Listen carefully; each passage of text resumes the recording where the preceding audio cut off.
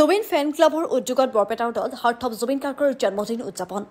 বৰপেটা ৰোডৰ জুবিন ফেন ক্লাবৰ কৰ্মকৰ্তাসকলৰ উদ্যোগত দিনজোৰা কাৰ্যসূচীৰে উদযাপন কৰা হয় প্ৰাণৰ শিল্পীগৰাকীৰ জন্মদিন। প্ৰিয় শিল্পীগৰাকীবিহীন প্ৰথমটো জন্মদিন উদযাপন কৰিবলৈ গৈ শোকাকুল হৈ পৰে বৰপেটা ৰোডৰ জুবিন ফেন ক্লাবৰ কৰ্মকৰ্তাসকল। প্ৰাণৰ শিল্পীগৰাকীকে হেৰুৱাই স্তব্ধ হৈ পৰা বৰপেটা ৰোডৰ জুবিন ফেন ক্লাবৰ কৰ্মকৰ্তাসকলে বৰপেটা ৰোডৰ শিমলাগুৰি ৰাষ্ট্ৰীয় ঘাইপথৰ ওপৰত থকা উৰণ সেতুৰ তলতে সম্পূৰ্ণ ধৰ্মীয় ৰীতি নীতিৰে উদযাপন কৰে শিল্পীগৰাকীৰ জন্মদিন।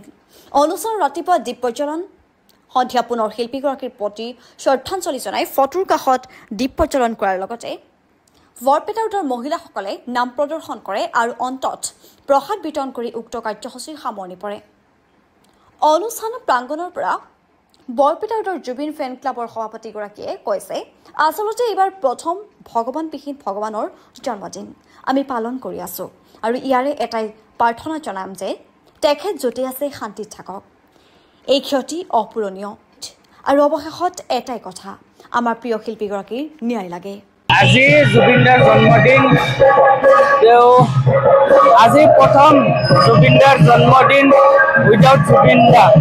তো তেওঁ য'তে আছে ভালে থাকক আৰু আমি যিখিনি কৰি আছোঁ, দাদাই যিখিনি বিচাৰি আছিল আমি সেইখিনিয়ে কৰি আছোঁ আৰু আগলৈকে আমি ভাল ভাল কাম কৰি যাম। এইখিনি ৰাতিপুৱা কৰিছিলোঁ গছপুলি ৰোপণ আৰু আবেলি 4 বজাত আছে নাম দল আছিল আৰু 6 বজাত আছে বন্তি প্ৰচলন আৰু 7 বজাত আছে অলপ খাদ্য বিতৰণ।